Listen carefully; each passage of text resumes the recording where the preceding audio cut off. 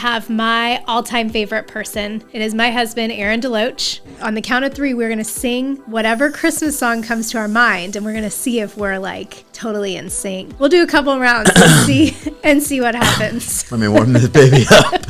All I want for Christmas is you. You were a lot of those things. A few of them I wasn't. I just didn't specify height. That was my fault. Maybe that's why you're short. I didn't fully understand what you were going through. Right. Either. So you would kind of vocalize things to me, but I didn't understand the intensity or the level. Yeah. Or sometimes even early on. And I didn't understand it either. Like you were like, I'm not feeling well. I'm kind of like, suck it up. Like life is hard. We got to figure it out. There was a night I remember laying there thinking, if I took the kids and went to my mom's for a few days, like I wonder how many days it would take him to realize that we weren't here. But I'm like, oh, I see how someone goes to the gym and meets a guy and has a relationship, how a wife could get bitter because her husband's is working all the time. We are in a spiritual battle. Every marriage is, right? The enemy doesn't love marriage. Right. It represents how Christ loved the church. Right. Yeah, whatever this is, it feels like chaotic, feels like not true, feels not all these things. And so I'm not even going to give it space in my mind, but yet it messed with your mind. It triggered stuff in your past. It did all sorts of things. So we're serving at this conference. Yep.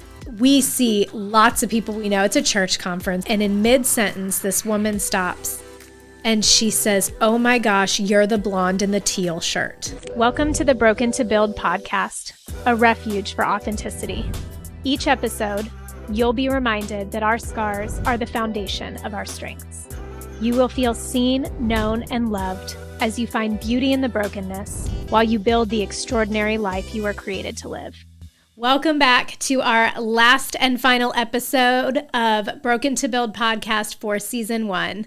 So before we get started, I just wanted to say thank you so much for tuning in this season. Thank you for the support, the encouragement, the love. I've gotten text messages and calls and emails and voice memos, and just so thankful for our community and the support that they've given. So make sure you follow for season 2. It's going to be great. We'll start back up in January. So as we get started today, I have my all-time favorite person here and who needs no introduction in my life, but he does need an introduction. It is my husband, Lauryn DeLoach. So, hey, everybody. Love you, babe. Love you. Thanks for being here. Thanks for inviting me. Yeah. I'm not a girl. You're not a girl, but that's okay. Guys need love too.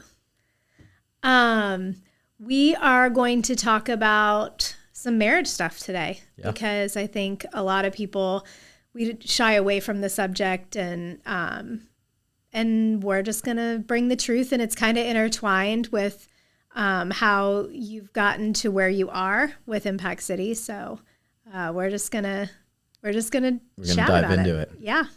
So before we get started, I have a little game to play because it is Christmas season. Yep. Got a couple weeks left. And you are part elf. I'm part elf, and you're part Grinch. Part.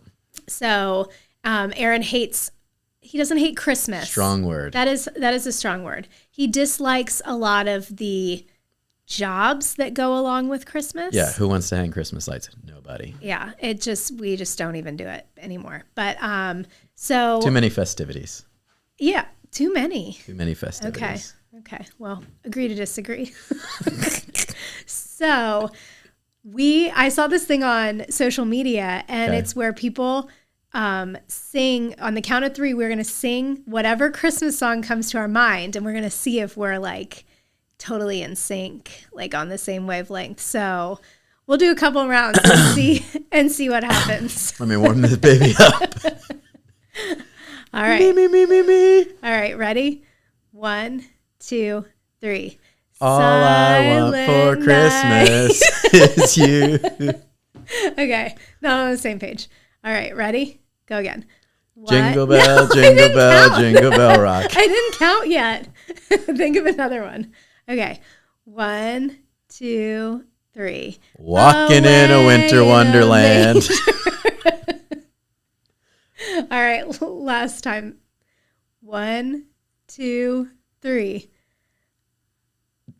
We are on the same wavelength because neither of us had one.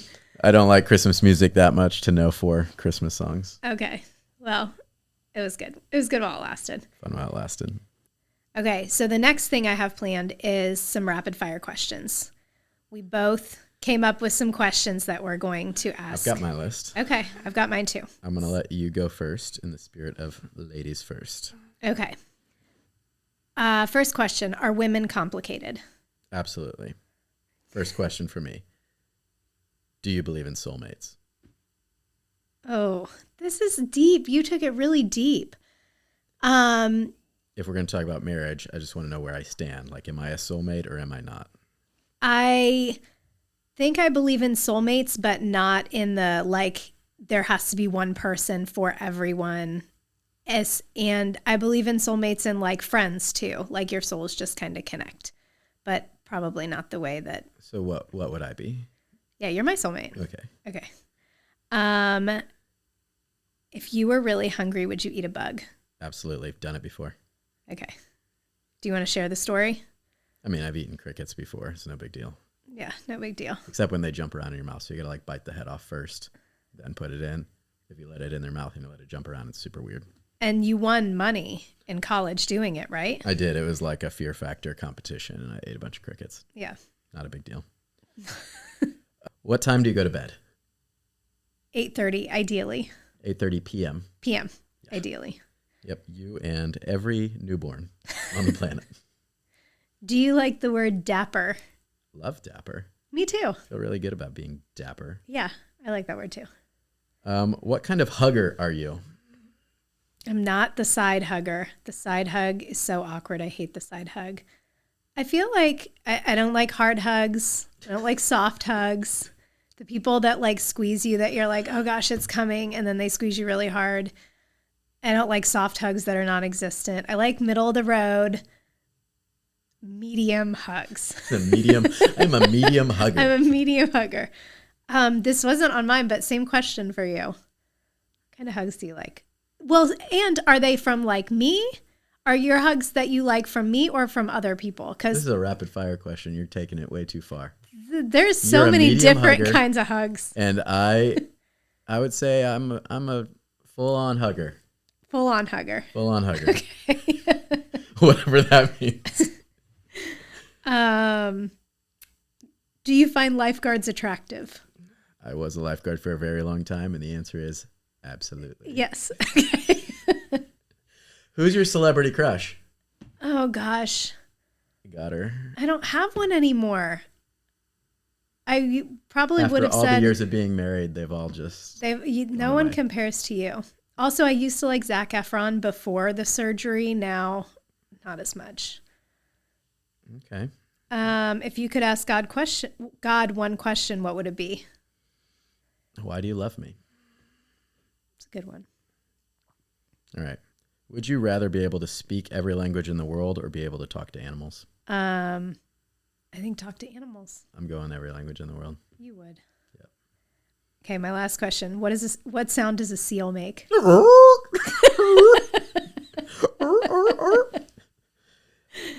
Okay, you got one more. One more. How do you feel about kissing on the first date?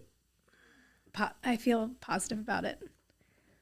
Positive. Very good. We started dating about 20 years ago yesterday. Yeah. Yesterday was 20 years when you asked me to be your girlfriend. 20-year anniversary. Yep. Said yes. Not wedding anniversary, dating anniversary. Yeah. Said yes. And we've been married for almost 18 years now. Almost 18. And your birthday's tomorrow. You're going to be 41. 41 years young. Yep. I gave him his birthday present this morning. I wish I was a good winker. I'm not. I would say of the 18 years we've been married, I would say 16 of them were fantastic. Yep. 2 were subpar. Subpar. So that's what we're going to talk about today. Yeah. The subpar ones. So I guess we should talk a little bit. Do you want to talk about how we met? Yeah, I mean, we met in college, as you remember. As I remember. You were there. I was there. And really, one of the things that drew me to you was you were kind of more honest and more authentic and more real than anyone else that I knew, and I was very drawn to that. Oh, thanks. Yeah. I was drawn to you for a lot of reasons. You had a lot of things on my list. I had made a list in high school. I was challenged by a coach to make a list of what you wanted in your future spouse, and you were a lot of those things. A few of them I wasn't. I just didn't specify height on it. So that was my fault. Maybe that's why you're short. Maybe if I would have specified height, God would have made you taller. Maybe in his infinite wisdom, he would have. Who knows? I didn't specify height, but everything I did specify, you were it. Yeah. So I'm not mad about my height. I'm all right with it. Yeah, me too. Our kids they wish they were taller. Might be a little mad about their heights, but so we were best friends for several years. Yeah, 2 years we were really good friends. Yeah, and then blossomed overnight. Yeah. For you. Overnight for me. You kind of on and off were into me. Yeah, I know. And that's the truth. And then one day my eyes were opened. Oh, okay. Thank you. So we started dating. Best friends for a couple years, dated for a couple years, engaged, married, 3 kids, lots of moves. Yeah, we've lived lots of places, done lots of things. Yeah. And I think sometimes, those bigger events can take a toll on a relationship. It can be difficult. Some people talk about some of the major stressors in life being like career change, marriage, kids, moving a house, etc. We did a lot of those things a lot of times. Yeah. But overall, fantastic. But then there were a couple of years that just really took a toll on us. Yeah. And so let's jump right into, I don't even think we realized that they were taking a toll until we were in the middle of the toll. Absolutely. And so I guess we should just start by, you were working at a church. Yeah. I was working at a church as a pastor, busy church, lots of ministry, lots of great things happening, working during the day, working in the evenings, working on the weekends, working a lot. Yeah. But then also having this thing inside of me to be able to use soccer to make a difference in the world. And so was coaching part-time at a local university as well. And so coaching, working, both of those demand a lot of hours and time, but I felt like I was fulfilling my calling and trying to live out what God had created me to do. Meanwhile, I was home with 2 little kids. So yeah. Kingston would have been 3 or 4. Kanan was 1. And I started not feeling good at this time too. So that's when this is the beginning of kind of Lyme disease coming into your world. I didn't know I had Lyme disease, but I started to get all these symptoms. And so I was home with 2 little kids, like basically feeling like a single mom all the time. You were fulfilling your God-given desires in you. And that's when I feel like everything kind of... I didn't fully understand what you were going through.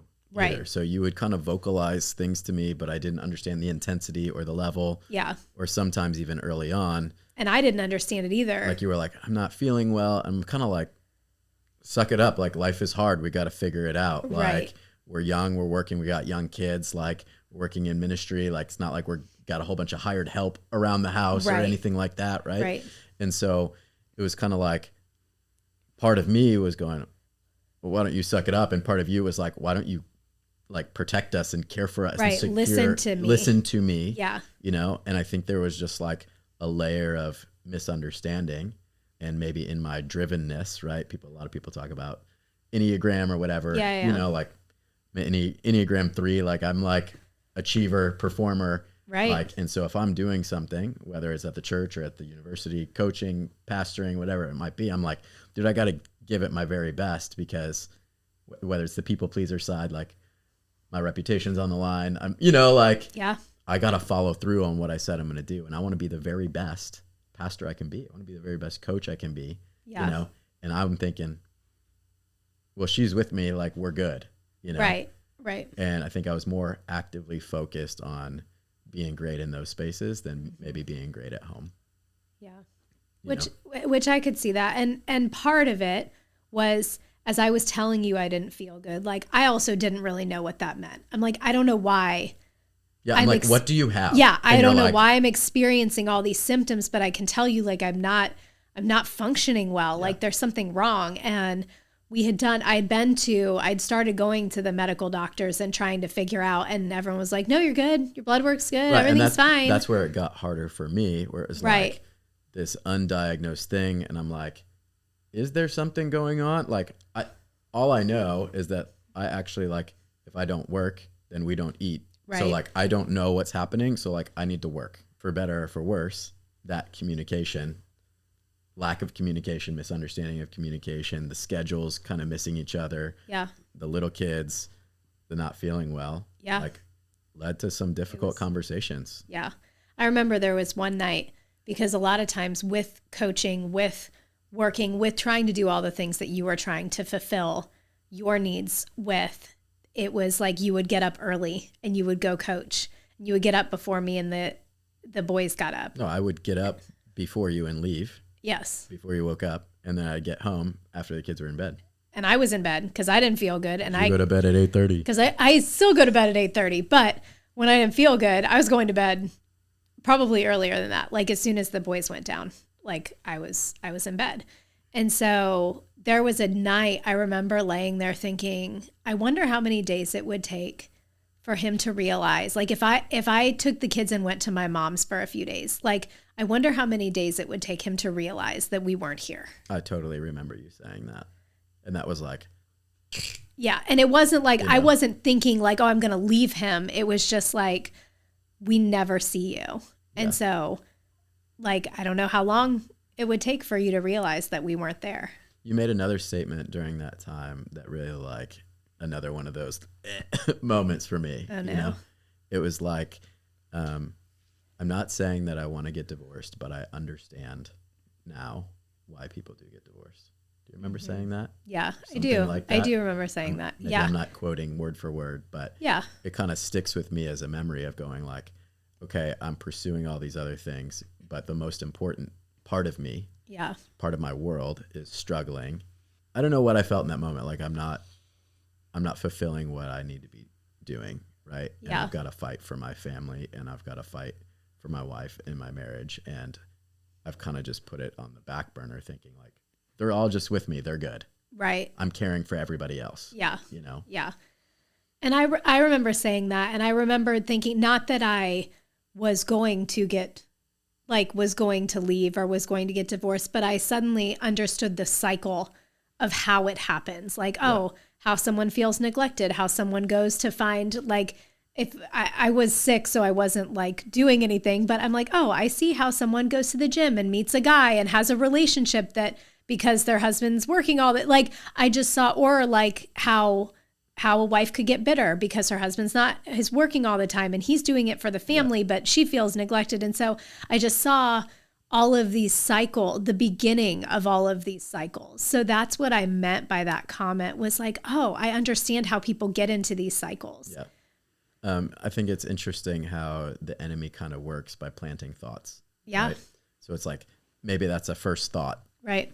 Right. And then, oh, if I don't dismiss it or I dwell on it or I don't communicate it or share it with my spouse, it could lead to another thought and another thought and another thought could lead to an action that then could lead to something adulterous or something, you know, like, not that that's the only broken piece of a marriage. Like this is a broken year for us in our marriage, like lots of pieces that led to lots of fighting and, you know, lots of different discussions around why are you not here? Why don't you believe in me? Like what's wrong with you?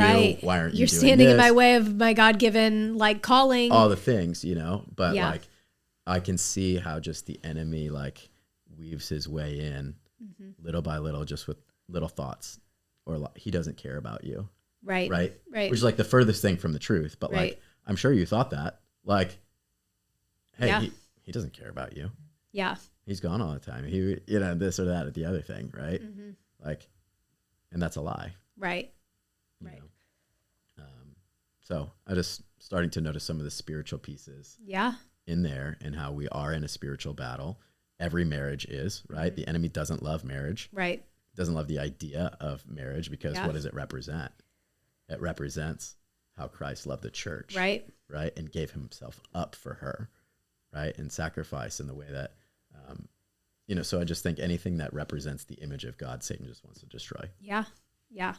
And that's where we were. And then we had those hard conversations and it was like, okay, something's got to give. Totally. Like either our marriage falls apart or we have to figure this out. Yeah. We got to rearrange priorities, rearrange thinking, rearrange how we're spending time, rearrange priorities. It ultimately led us to leave the space that we were in and move and take up a different role at a church. But then also I stepped into some more different missions things that were closer to what I'm doing now, where I was taking on some projects and stuff like that, but in a totally different space. But that was hard for you. Super hard. Yeah. It was like stepping away from the thing that you've been investing in, building in, especially people and relationships. And I remember weeping for days when we had to leave, although I knew it was the right. I didn't know that. Yeah. For days, just weeping over grieving the loss of relationship and what we'd built and what we were doing. Although I knew that what I was making the move for was the right decision for our family and the thing that I love the most, didn't mean it didn't hurt, Right. And one of the lessons that I learned in that was whatever you give yourself to, if you really give yourself wholeheartedly to it, when you step away from it or step away from people or the role or whatever it might be, it should hurt because it means that you love people really well. Yeah. Right? Now, on the backside of that, after you go through a moment of that, where it just feels like a ripping apart of people and relationships and what you built and what you're building and all that kind of stuff, it does make you a little more callous going into the next thing where you're like, oh, maybe I won't get so close or maybe I won't get so intertwined. And is that how you felt going into the next I think season? It felt a little bit more like I'm not going to get as connected to the work side. Yeah. Stay more connected on the family side. Not that I don't love or don't invest well. It's just a different. I think the other thing that kind of helped that was it was different cultures. You stepped into a different type of culture when we moved. So the first culture was heart, soul, everything was in. And the next culture that we were in was more focused on boundaries and. Yeah, certainly more of a boundary oriented culture. Yeah. I also think this is different in that season, right? We moved to Florida in that space to take a specific job. Yep. At the university and at the church. Yep. So it was hey, we're moving here for this. Yeah. Whereas when we moved back to St. Louis, it was we're moving to St. Louis for our family. Okay. Right. So there's a bit of a distinction. It was kind of hey, we're going to move here to get our family well. We're going to figure out what's going on with Lauren. We're going to get around some family, get some help with little kids. I'm going to take a step back from time and I will work, but it's not the intention or the purpose of going here.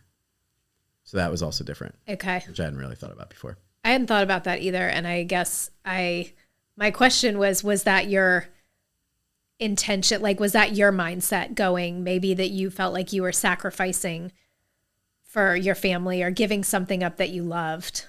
Yeah. Okay. Yeah. I would say,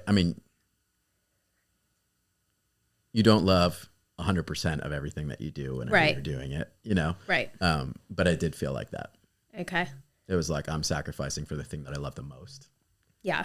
Right. Yep. And we're gonna make a move to make sure that our marriage is healthy, that our family is healthy, that Lauren's healthy, and I'm gonna do whatever we need to do that. Mm-hmm. And so it was out of that season of brokenness that caused me to focus on health, but then ultimately started to move me even closer to some of the things that I'm doing now, which are super deep in my heart and purposeful and all of that. Yeah. So when we got there, we had just had our third little baby. Yeah, Phoenix, what a sweetie. She's a sweetie. And so we were there, and I remember thinking when we moved there, I'm not moving again. We had moved several times up to that point, and I was unless... From and I playing used to soccer to coaching soccer to, first job at a church, and moving again. It's okay. Yeah. We're not doing this We're anymore. Done. And so I remember that scripture where it talks about the hand that started to write on the wall during the big party. I was thinking, okay, unless a hand literally comes appears out of the sky and writes it, I am not moving again. Yeah, we're going to be planted here. Like, this is where we're at. Yeah. And so we were there for several years. Yeah. And you started to get healthy. We started to get healthy. We started to figure out what was going on, that there was actually a diagnosis. There was actually something going on, which was super validating for me, that it wasn't like, hey, you're crazy. Like, crazy. So I started to kind of try to figure out how to fight that and what that looked like. And so I think what I would say to anybody who's listening, who's kind of like wrestling through a season of struggle, would be that like communication is super important. Yeah. You know, and making sure that you have like a regular time where you're like actually talking. In the last couple years, walking has been that for us. Walking's maybe an old people activity, so I don't know what that says about us. But I love it. But we started like going on walks together a couple times a week, and that's the space where it's like we don't have phone, we don't have kids, we don't have other stuff. We're just walking and talking, and we just catch up on everything, right? Yeah. And I think in those busy seasons of life, or when you feel like you're missing each other, creating a intentional space where you open lines of communication doesn't mean that communication is going to go easy or you're going to be in full agreement. You know, maybe it's agree to disagree kind of thing, but like at least there's communication of like where the other person's coming from, why they're coming from there, you know. And one of the tactics we found out in conflict resolution was like when you say this, I hear this. Yeah, I feel this way. It makes me feel this way. So when you say this, it makes me feel this way, right? And that's something that's like, that's just how I feel. Yeah. Right? So it's like, it's not up for grabs or up for debate. It's like, when you say this, I feel this, or when you say this, I hear it this way. Yeah. Then you have the opportunity to say, I didn't mean to make you feel that way. Yeah. I didn't mean to communicate that. Here's what I really meant. Right. And it diffuses some of the like, you know, the frustration that could come or all that kind of thing to the point where you're just going, hey, we're just having conversations. Hey, when you said that, it didn't really sit super well with me. Yeah. It made me feel like this. Yep. Well, and I think being honest too, because in those hard conversations, like some of the things that stick out to you, when I made that comment about like, hey, I see how people get divorced, like that's a hard statement, but I wasn't coming at you saying like, I'm leaving you, this, but you understood exactly where I was at. And so I think having, like you said, like having conversations, but being willing to be honest about where you're at, like, hey, I'm struggling right now. Totally. Like, and so I think sometimes we try to spare people. And of course we say it in a loving way because our goal is resolution, not to hurt someone. But it's like, hey, I really need to be honest with you where I'm at. And sometimes honesty is actually the most loving thing. Right. You know, it's like when you dance around the truth or you hope that it's going to be magically better the next day. Like it's not, it bubbles up over time. And I know women sometimes, and probably the women out there can agree with me, but sometimes there are times that I don't want to have to fully tell you what I want. You want me to be able to know what you want. Yeah, because if I say, this is what I want you to do, and then you do it, it doesn't really count because it doesn't make me feel But I did it. Loved. I don't understand. And so, like that movie with Vince Vaughn, Baby Wanted 3 Lemons. What baby wants, baby gets. Yeah. So Baby Wanted 12. Like, so that movie has always been a good depiction, I think, in my head of like the miscommunication of like, why would I want to do dishes? Like, I don't want to do dishes. I want you to want to do the dishes. Yeah. No, thank you. I don't want to. I never will want to. Yeah. So. But I will because I love you. Right. Super important. We're in St. Louis. We're recovering. I'm getting healthier. You have started a piece figuring out like how you can do all the things that you love. Into chaplaincy, started doing some international projects. We'd raise some funds, do some things, which ultimately led to the nonprofit that I've been leading now for the last 5 years. But that was the beginning of the beginning. Yep. And you had the space to do it. Had a little bit of space to do it. Pace of life was a little bit slower. You were healthy. Kids were older. We had help. All the things. Yeah. So there for a few years, we're getting healthier. Yeah. And then what? Well, during that time, we had several churches call and say, hey, can you think about or pray about coming to take this job or coming to take this job? And each time we were like, no thanks. Nope. No, we're not moving. Nope. And then there was one church that came around twice. We said no the first time. And then it came around a second time, a year later, like, hey, we still really need you to pray about this and blah, blah, blah. So I was hesitant. You were hesitant because of the weather. Yeah, dude, It's like winter snow all the time. I want to feel my face. You didn't want to go. Yeah.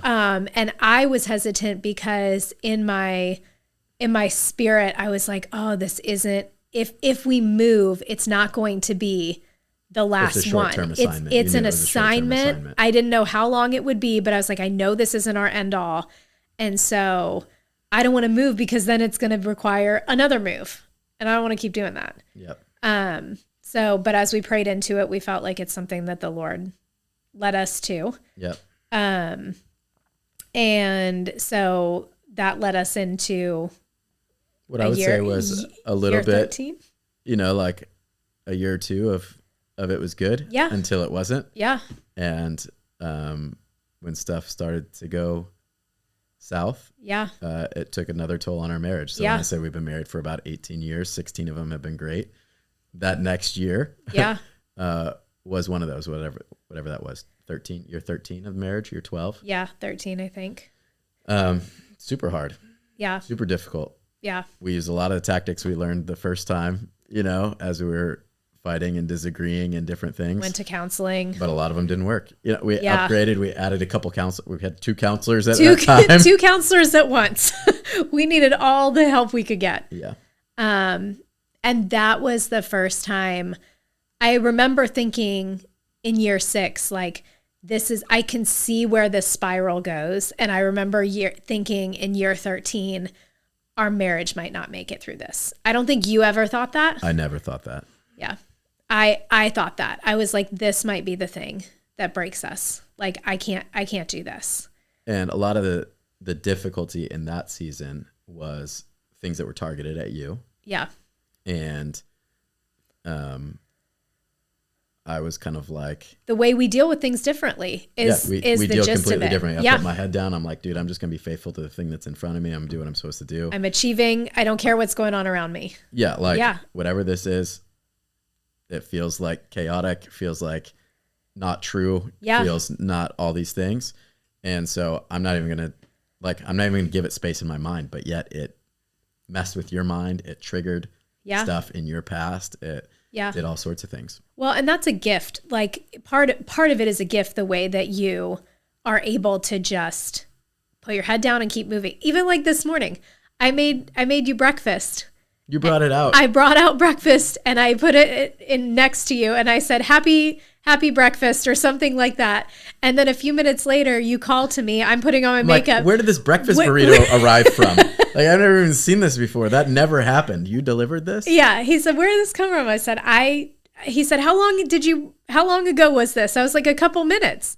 And I said something to you and you said, did I respond? And I said, no. That's the difference between men and women, I think. Yeah. Like you're able to. I can compartmentalize things. Very well. And that's a gift. And I just can't. Like, especially with part of the way that I relate to people and that I'm wired is I'm a relational person. And so if things are chaotic in my relational life, then nothing else is at peace. Yeah. And so you and I, when we were seeing counselors, we had different opinions on how to best handle it. And you were frustrated at me for not handling it the way you did. And I was frustrated at you. Why don't you just do things my way? Yeah, for not handling it the way that I wanted you to handle it. I was really thankful for one of our counselors, and she said something that has really stuck with me, that has helped me with moving as we have come out of that. But she said, you guys are together for a reason. And she said, Aaron has a calmness that I need. And she said, you have a fire that Aaron needs.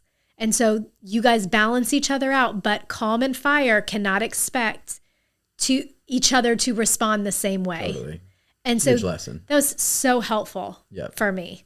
And so I think going through that was really hard. And I want to come back specifically to what you were saying earlier when the enemy purposely attacks your marriage. I want to talk about one of the things that we experienced during that. We had gone to a conference together because my fight or flight, like I was fleeing. I was like, bye, I can't be here anymore.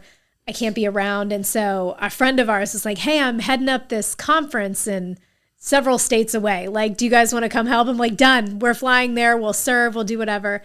So we're serving at this conference. Yep. And we see lots of people we know. It's a church conference. We have been in church world forever. We just are seeing people right and left and saying hi and visiting, catching up.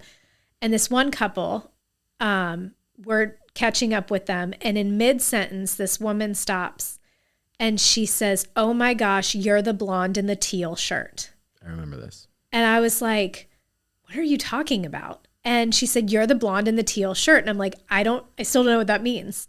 And I looked down, and so I was wearing a teal shirt. We were volunteering at this conference. And that was the color of the volunteer shirt. Yeah, the volunteer shirt was teal. I don't own a teal shirt other than that. You're not a teal girl? I'm not a teal girl. We're black. It's black. We're black, neutrals, maybe some browns, some camel. Camel.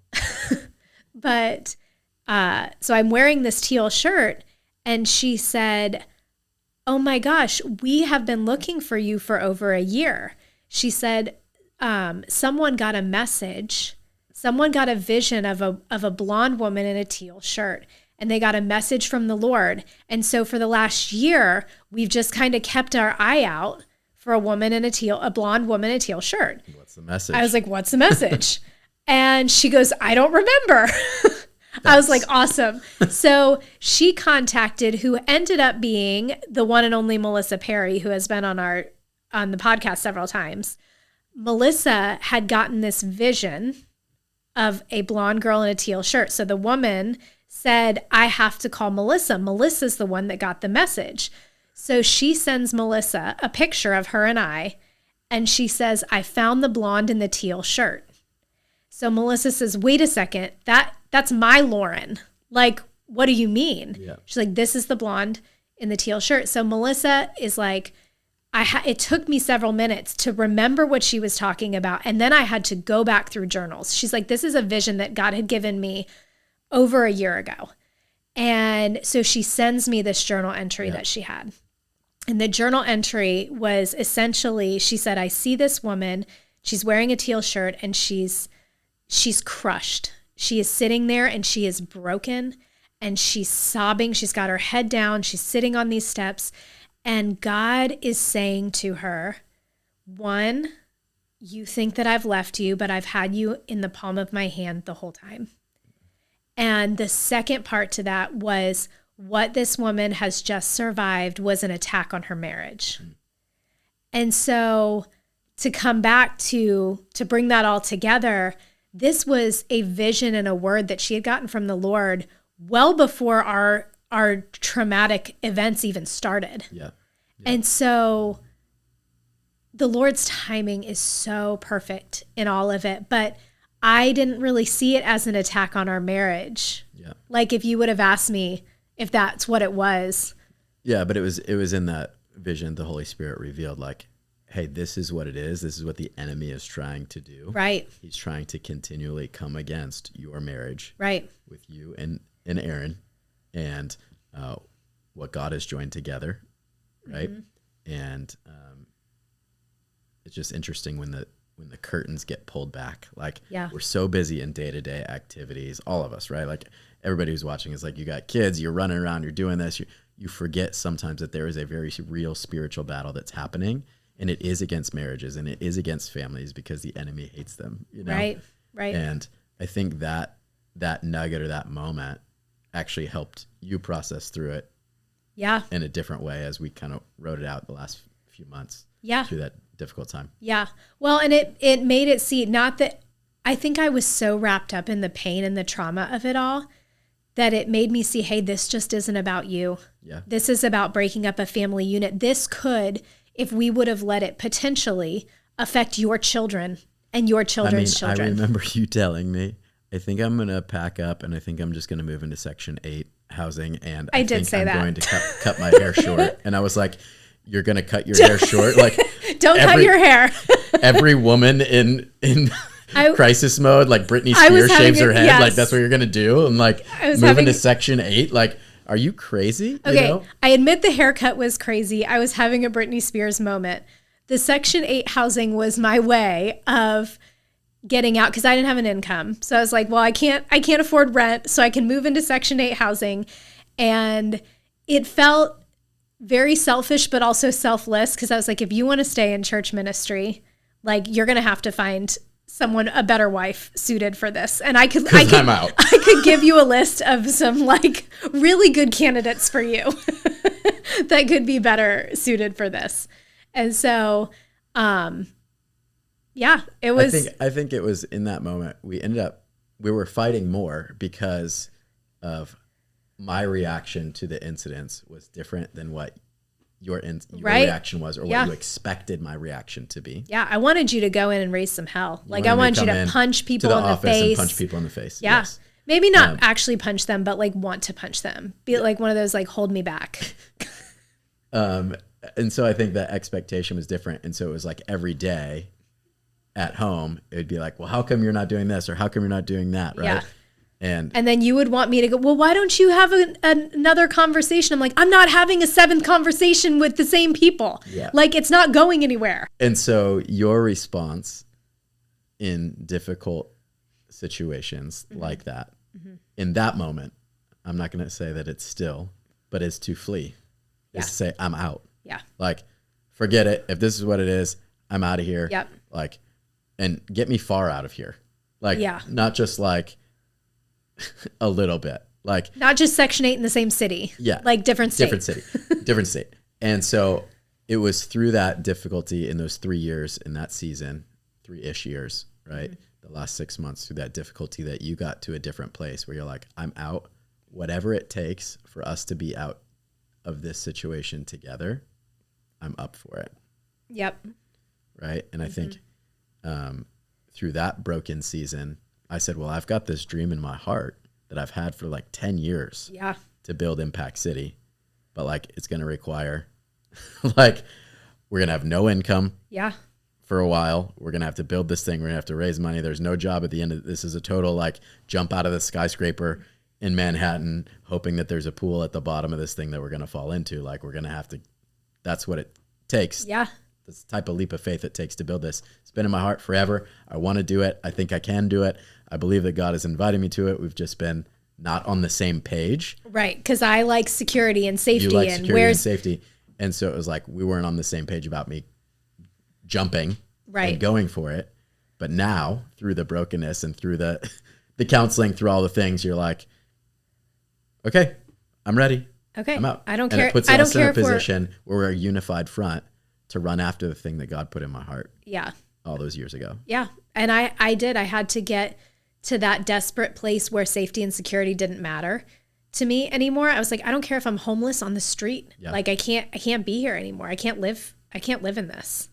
And so the Lord really used that. I love that. The Lord uses the way that we're naturally wired to get us to that point. He knew that I was a runner. Yeah. He knew that like, I don't mind having conversations, but like, I can't keep staying in this toxic environment. Like, and he knows my natural inclination is to flee. So he got me to that point of where he used it.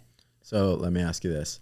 It's so easy this side of that conversation to look back and go, oh, I see what God is doing. Yeah. Like, what advice would you give to somebody who's listening maybe today, who's in the middle of it? Like, how do they find their way out? How do they keep an eternal perspective? How do they understand that this broken part of their life and their story won't last forever and that God is using it to build something greater? Like, do you have any thoughts on that? That's a really good question. I think I would say in the midst of it, when you feel like you're drowning and you feel like God doesn't have a plan or it's chaotic or it's not working in your favor, like he says in scripture, I think the thing that I look back on to see is that even in the minor details that it maybe seemed like something that you didn't pray about or didn't think about, God is working in that. And so you really, it comes down to a matter of faith and trust. But like I said before, like God knows I'm a runner. He used that. I didn't have to do something out of my natural way of being. It was like, okay, I know Lauryn's a runner. I'm going to work this out so she's ready to run. Yeah. Like, and so I think that we sometimes, not overestimate, but we over spiritualize what we have to do to be in God's will, or what we have to do for him to use this or use that. And it's like, no, he's using it. Yeah. He's using those everyday things, and we just have to trust. It comes down to trust that he's doing it. And so I think, what is that saying? When you can't trust, trace God's hands, trust God's heart. Trust his heart. Yeah. And it's really hard when you're in the pain, but you can trust his heart. No, he's good. Yeah. No, he's faithful. Like, he's trustworthy. He will redeem it. Through every broken place of your life. Yeah. He is good. Yeah. So to wrap it up, then, knowing that we took a leap of faith. You started Impact City. Yeah. Tell me about the building part. That we've talked about all the brokenness. What is the build? I would say the first thing that's been built is actually our relationship. Right? Mm-hmm. It gives us a different foundation, like our relationship built on top of Christ Jesus, the rock, right, is now stronger than it ever has been. And so because of that, we can move forward in a unified front. Yep. And we get to build with God, right? And so we've started to build over the last 5 years a ministry with him called Impact City FC. For those of you guys who don't know, it's a soccer-specific ministry that responds to the call in Matthew 28 to go into all the world and make disciples. Teaching them to obey everything that God has commanded, everything that Jesus commanded us to do, baptizing them in the name of the Father, Son, and the Holy Spirit. And we get to partner with him in doing that. And so we go into all the world through the game of soccer. We're now serving around 3,000 players on a regular basis, seeing about 5.5 players per week make a decision to follow Jesus.